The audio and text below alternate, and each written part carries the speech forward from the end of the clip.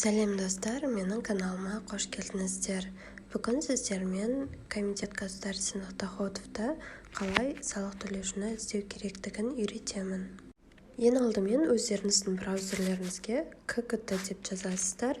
Ең бірінші шыққанға басамыз.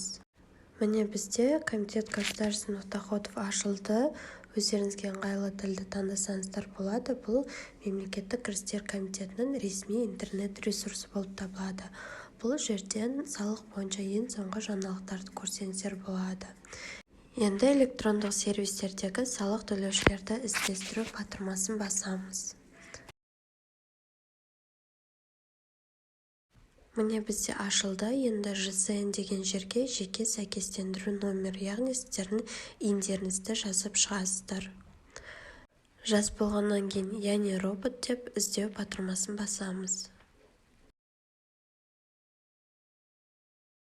Іздеу нәтижесінде сіздің ИП-ніздің атауы, тіркелген күні, егер сіз есептен шығарсаңыз, есептен шешу уақыты, оның шешу себебі, немесе қызметін тоқтата тұру кезеңдері барлығы көрсетілетін болады.